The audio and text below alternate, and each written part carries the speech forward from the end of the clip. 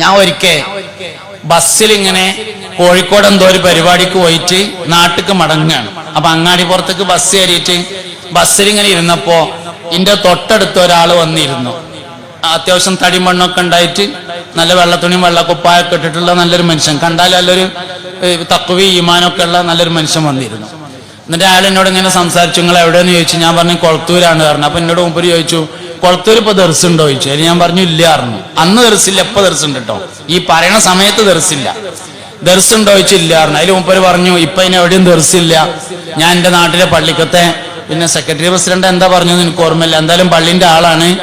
പിന്നെ ഇപ്പൊ എവിടെയും ദർസില്ല, കുറെ ദർസിന് വേണ്ടിയുള്ള വഖഫുകളൊക്കെ വെറുതെ കിടക്കുകയാണ്. ഇങ്ങനെ പോയാല് ദീനുൽ ഇസ്ലാമിന്റെ കാര്യം എന്തായി പോകുന്നുള്ളത് വലിയ കഷ്ടമാണ് എന്നൊക്കെ പറഞ്ഞ് കുറെ സമയം സംസാരിച്ച് ഞാൻ മൊത്തം കേട്ടതിന് ശേഷം അവസാനം ഒരു ചോദ്യം ചോദിച്ചു, ഇങ്ങക്ക് എത്ര ആൺകുട്ടികളുണ്ട് എന്ന് ചോദിച്ചു.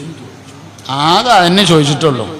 അതോടുകൂടെ മൂപ്പര് എല്ലാ വർത്താനവും കഴിഞ്ഞു. എന്താ വെച്ചാലേ ആരാന്റെ കുട്ടികൾ ദർസിലൊക്കെ ഇങ്ങനെ വന്ന് പഠിച്ചിട്ട് ദീനുൽ ഇസ്ലാമിന് നേതൃത്വം നൽകാൻ നാട്ടിൽ നിറയെ ആൾക്കാർ വേണം. അവനാൻ അതൊന്നും പറ്റൂല.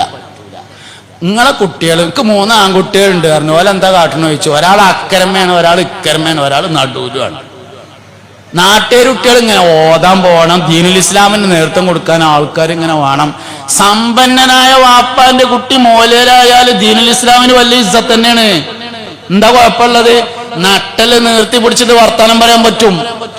5 സൂപ്പർ മാർക്കറ്റുള്ള വാപ്പാന്റെ കുട്ടി മോലേരായിട്ട് വരട്ടെ, ദീനുൽ ഇസ്ലാം ഇസ്സത്തോടെ പറയാൻ വേണ്ടി പറ്റും.